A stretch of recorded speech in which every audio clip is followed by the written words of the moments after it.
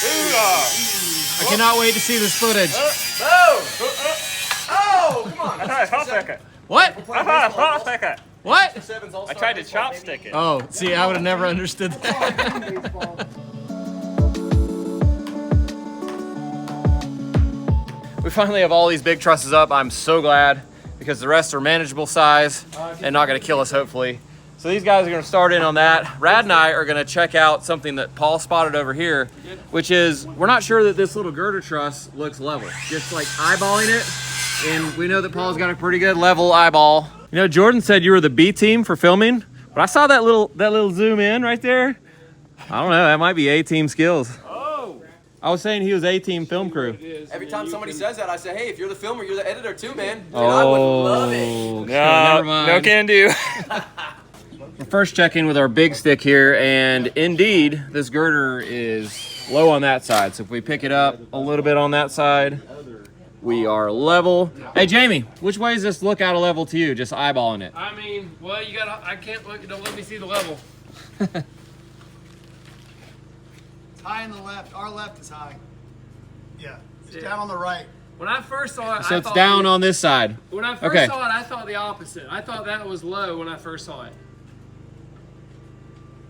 Is this what is it? Is this a test? Is it perfect? Okay, the level said this side is low. Yeah. Good job, Jace. All right. So we need to shim. And let's Well, pull you can't just shoot. No, I know. We're going to pull a string line and just work out everything. Everything. What? That's all you can do. 1.5 inches.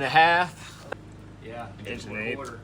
So after thinking about this for a while, I think the easiest fix to get this better than it is now is to cut these loose and just take a Sawzall and just cut a little bit of the top plate out, like 3/16 of an inch. Drop that down, and these two, then everything will just plane out a lot better. It still won't be perfect. But this is a custom home. We're going for like as perfect as we can get without it just being totally stupid.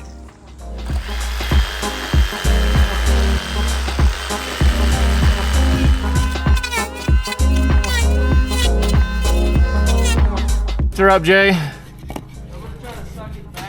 Okay. We'll stick a level on that, see where we're at.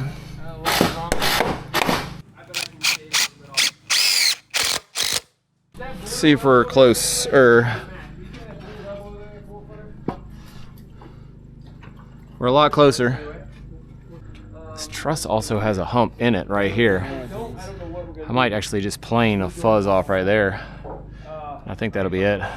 After a good half hour of working on this thing, we're level, I'm covered. Look at that. I don't want to know. Hey, you don't need to know. Nothing happened. I don't want to know about nothing that didn't happen. I heard, let's leave it, and then I heard the planer. So I'm like, oh, Yeah. what happened? Well, at least I just to kind of split the difference. You ever heard that? Sure, Split of course, the D. all the time. So it's like a little out, a little in. Yeah, Hey, It's a lot better. yeah, cool. Jason and I are going to get going with this band board that holds all the tops of the trusses together. We're bracing the end one plumb, and then we're running the board on layout, and that'll plumb the rest of them. We're ready to throw some Advantech down. Come on, let's go. But first, we're going to get a drink of water. Dude, this is so cold it burns my teeth.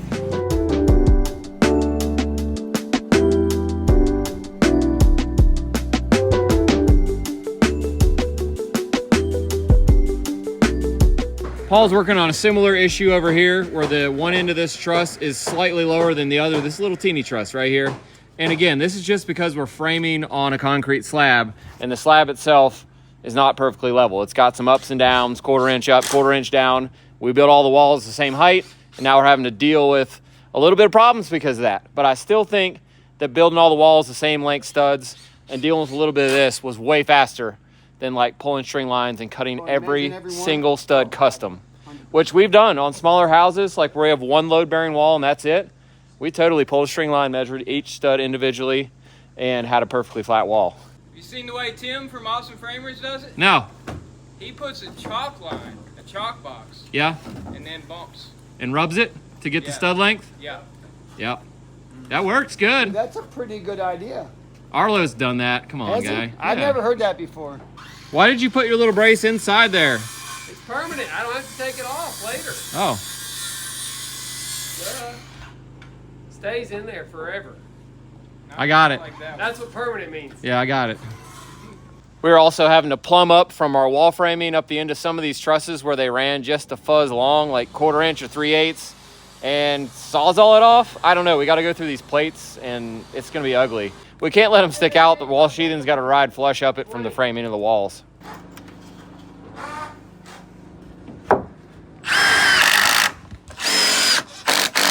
We're working down the other end of the trusses now, and we had the engineers leave them 1.5 inches short from the edge of our plate so that we could have solid wood against it, because we're gonna have a deck band that bolts then against that, and that way we don't have to try to hunt our truss ends or whatnot when we're doing our bolting of the bands. We think it's gonna make it easier.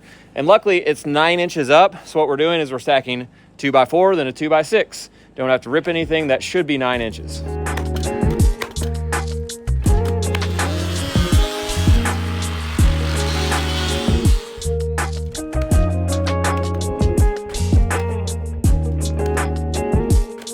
We got these truss ends done, so now we're rolling some dead wood sheetrock nailers on top of some of these walls that run the same direction. Believe it or not, this is a cutoff of a 16-foot, which is what we're cutting our studs from. So we got a lot of these nice 2x6 offcuts, yellow pine, that aren't really long enough for a stud or a jack. All right, Jay, we can jump over and maybe start that one. Hey, that looks custom. Oh, you think it's very custom. We're actually building a picnic table over here. So it's like, so what's that for? So this is to tie the 3 trusses closest to us over this opening together up on the left. Okay. Similar to what y'all just did. But because we had to trim that extra piece, Yep. with factory approval, of course. Oh yeah. Now a full width 2x4 wouldn't fit in the top. Oh, so you didn't cut the top cord, just the end. We didn't feel comfortable cutting the top cord. Okay. So we There you just go. notched it. Okay, see if it fits. Yeah, let's go see. No pressure. 3rd trip up the ladder. Oh yeah, No honesty. pressure. Honesty is the best. This is our only our first try, right? Only our first attempt. This is a very special piece of wood here. I'm not going to tell you how long. I like We the way spent it working on sounded this. going in. You know, it fits like a glove. It better Unbelievable. after 5 trips up and down the ladder. All right, let's get a screw in this one. We know this one's plumb, right? I think that's a great idea, and And I'm then going we'll to plumb even these 2. give you my drill, and I'll give you some screws. I got Justin. We are very close to getting this floor system put together now. Probably be able to finish it before lunch tomorrow. And I'm cooked, so we're getting out of here. Tubbo towel already? Oh yeah, it's one of those tubbo towel days. We're getting going this morning with our very first piece of sheathing on the wall. We had to go around and reset the depth on all of the nail guns. We are deep diving for framing. Can't do that. Like that. And we reset so that we're shooting flush like that. So that these actually hold and do what they're supposed to We need do. to add some more up here. Right there. This is the Zip System R sheathing. It's a R3, I believe. It has a 1/2 inch of rigid foam on the back. That'll really help with any thermal bridging from the wood on the inside to the wood on the outside, making this a lot more of an energy efficient building. Yeah, it will. Hey, think about this. Arlo brought this up. Now, a 1/2 inch thick of foam may not seem like a lot, but what if you put boiling water in a styrofoam cup? And you can hold 200 degrees of liquid and you don't even feel it in foam that's only this thick, right? Yeah. 1/8 of an inch. Well, that's what it's doing for your house the Great illustration. whole way around. Well, you're you gonna can throw up a cup of coffee like B-roll right when you said that. You should. You can do that. No, that's Arlo's comparison. I think it's a good one. So we're shooting 3-inch nails into our zip system because it has the foam on the back. And then we're gonna go back and put some galvanized nails into the bottom plate, which is pressure treated. If you're not familiar with zip system, what it is sheathing that has an overlay on it, it's called, that has this green color. It looks like paint, but actually it's a weather resistive barrier, and it's a replacement for regular house wrap that is required by code if you use standard OSB. And the house wrap is always a pain because it's going to flap around and blow away. And you just tape the seams and get basically an airtight seal on all of your sheathing in one shot. I really like that it's green. It is nice just that it's looks green. cool. It does look good. You get all, it looks like giant bricks when you're done. Yeah. Because you get the pattern and we offset our joints and all that, you get it. So thank you, Zip System. They're one of our channel partners. They hooked us up with all this Zip System wall sheathing. Amazing. Thank you, guys. It is. And we've been using Zip System and Advantech for I don't know how many years now. 12, 15? Ever since they came out. Yeah, basically. 1990, late 90s, I think. We're also going to try and get the floor sheathing going today. A couple steps to get ready for that still. While we still have a huge crew, Stud Pack's here with us for one more day. Glad we It's can been help. so much fun. We're going to fully exploit, take advantage, get them to help us.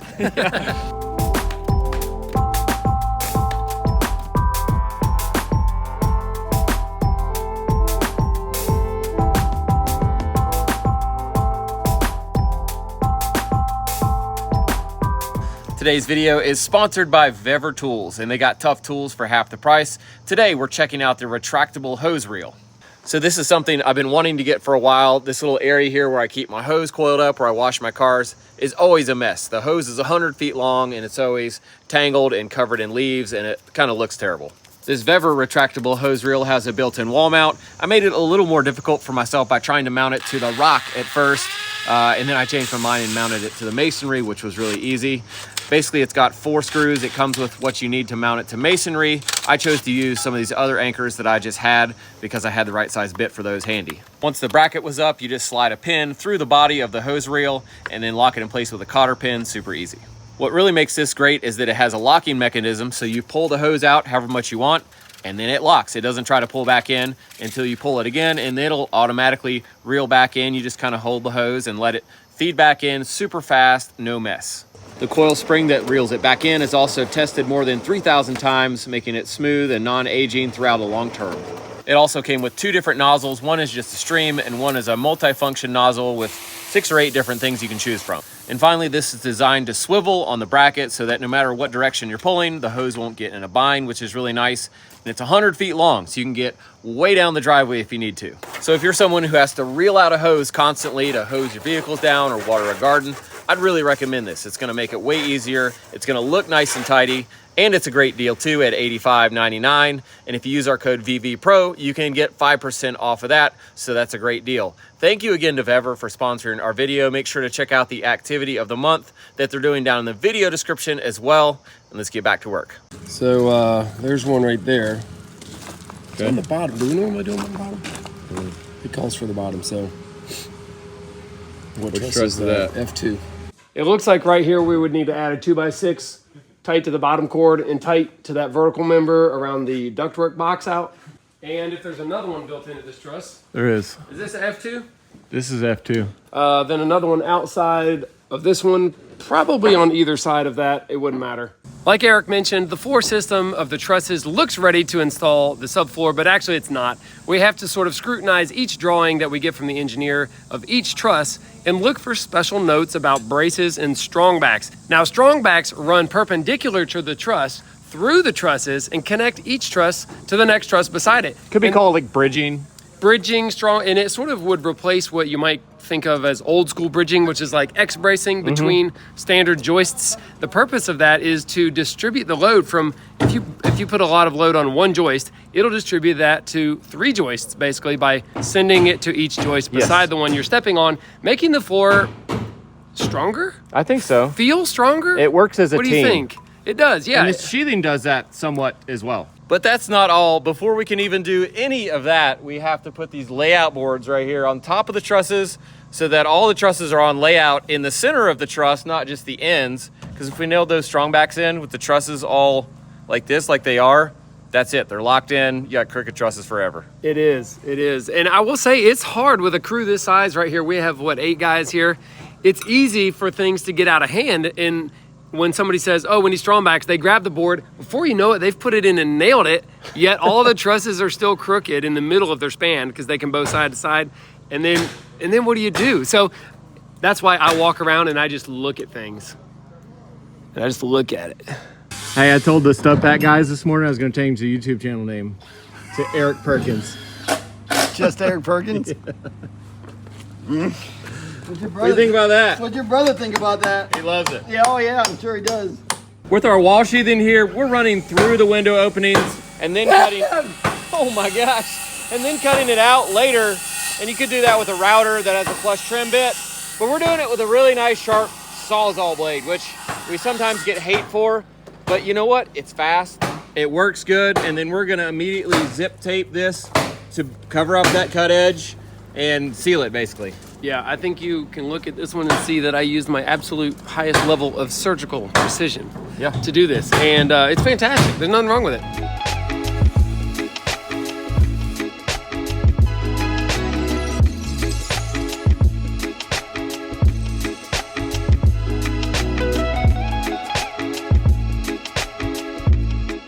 So these guys absolutely flew around the house this morning putting up the wall sheathing. We got it all done.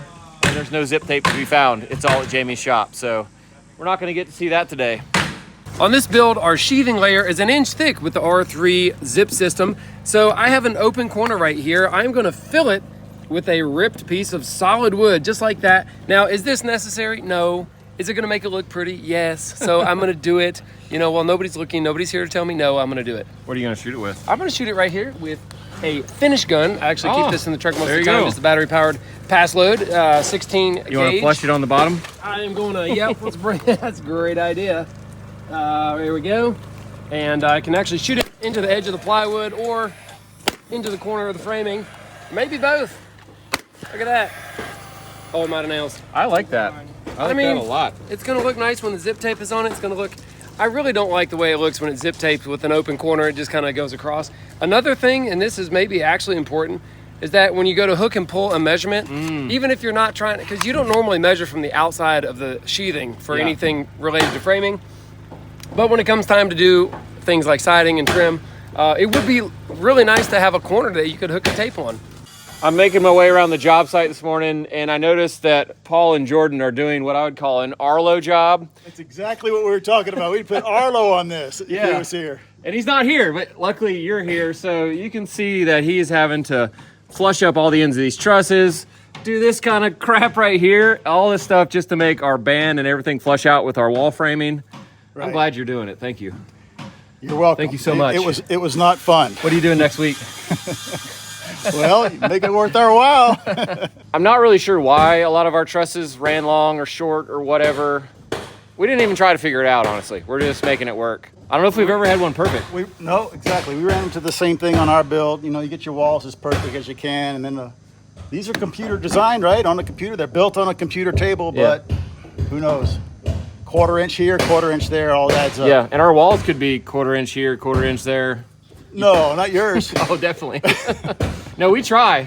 That's what we tell our clients. Yeah. We never promise perfection. We promise we will try really hard to get it good. Well, Jamie asked me just to trim these two, and then I saw this board sitting up there, and I saw the level and all the tools, and I was like, he's testing me. Yeah. He wants to see if I'll just go for it and do it. So that's what we're doing. Yeah.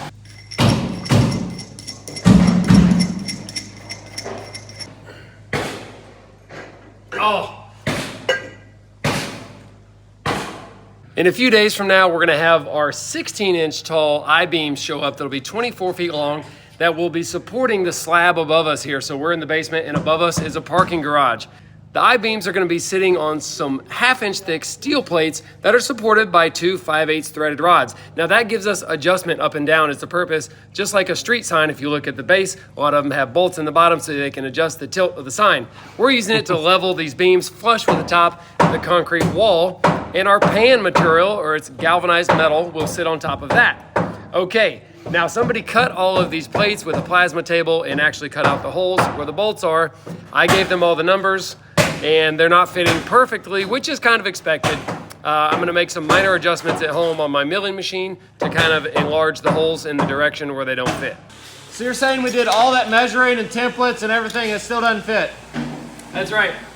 It's very close, and it ain't gonna go. None of them. Yo, I gotta get this straight in there. Don't touch my truck. I tell you what, will you get on a ladder or I'm gonna get on your truck? We gotta be able to shove it straight down.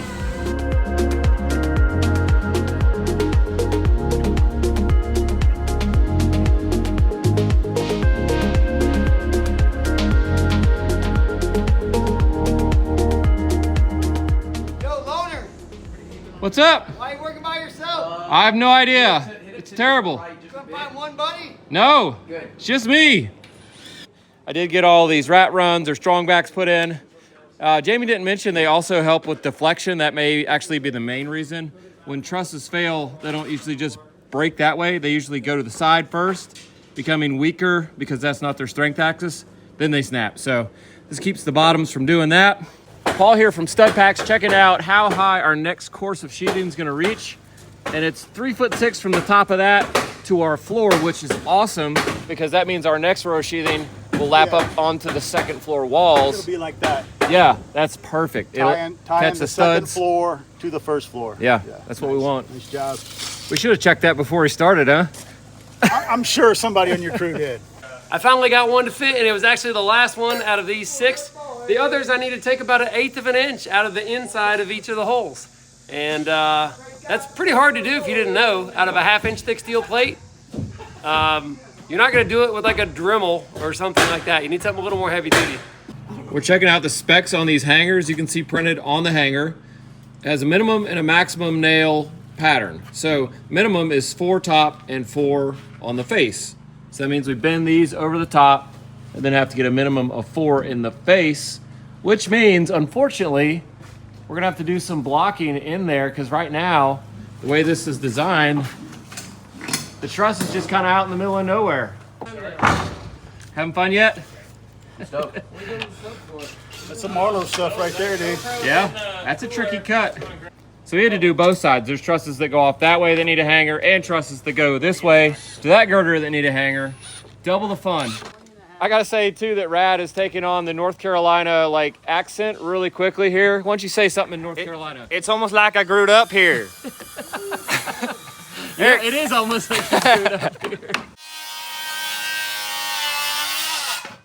I'm just checking out this triangle workstation Jamie built here. I've really never seen one, but I'm not hating it for cutting, blocking, short stuff. You can work 3 guys at once. There you go. So when you have a triangle table, it helps you mate. Yeah, you can only make triangles here. I'm gonna break my rule right now. Don't look.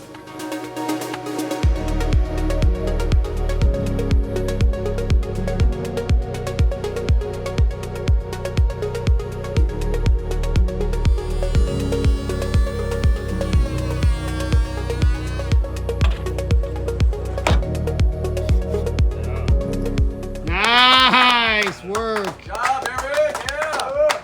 All you. Bunch of suck-ups. I'm toenailing the end of these trusses down, and toenails tend to like draw the piece you're screwing in to the side pretty hard if you hit it home. So a good pro tip if you don't want it to move while you're toenailing it is take one screw, drive it in, but not all the way. Now that'll hold the board from moving while you take another screw and drive it home. Here we go. Then you can take that screw out if you want to reuse it. So we've got all the trusses up that we can do now until we pour this slab, and we're all cooked. It's like 330, 90 degrees, 100-degree heat index. But when these stud pack boys got here from Texas, they said they were not going home until they saw some Advantech down on this house. That's correct. So we're gonna break out a piece of Advantech and put it down. We did think ahead enough to cover the floor because it's a finished floor before we start using the Advantech subfloor adhesive, which is purple, and it sticks to everything. So that's safe, I think. Let her rip.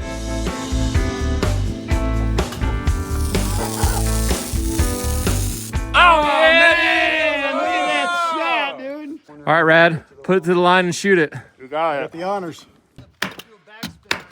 Well, I know it's only one sheet of Advantech, but technically, you guys met your goal. There's Advantech. We're getting out of here. We're done. We're done. I'm cutting it off. All Thanks right. for coming, man. I It was appreciate awesome. It was awesome. Man, for coming. it was amazing. Thanks for having us. it. Anytime. Had a blast.